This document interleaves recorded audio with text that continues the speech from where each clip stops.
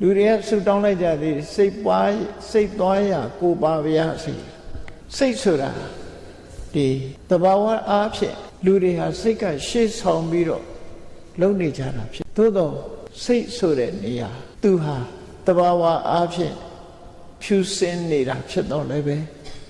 စိတ်နဲ့တွဲဖက်လာတဲ့အရာတွေကအကောင်းကြီးမဟုတ်ဘူးအဆိုးတွေလည်းရှိတတ်တယ်အဲ့ဒီနေရာမှာအကောင်းဆိုးရွေးချယ်ပြီးတော့စိတ်သွားရကိုပါလို့ကမဖြစ်ဘူးအကုန်လုံးเนาะစိတ်သွားတိုင်းကိုပါမယ်ဆိုရင်မကောင်းတဲ့စိတ်သွားရင်လည်းမကောင်းတဲ့ကိုကြီးပါနေမှာပေါ့ဒါကြောင့်မို့စိတ်ဖြစ်တိုင်းအကုန်လုံးလိုက်ပြီးတော့ဖြစ်ရမှာမဟုတ်ဘူးမကောင်းတဲ့စိတ်နဲ့တွဲဖက်လာတဲ့အခါမှာမကောင်းတဲ့စိတ်တွေကိုခုနပြောတဲ့တတိနဲ့ပညာနဲ့ဒီနှစ်ခုနဲ့ထိန်းချုပ်ထားမှာဖြစ်အဲ့ဒီတဘာဝဖြစ်နေတဲ့စိတ်ကိုတတိပညာရဲ့အထိန်ကွက်မပါဘဲနဲ့လွတ်ပေးလိုက်လို့ရှိရင်မကောင်း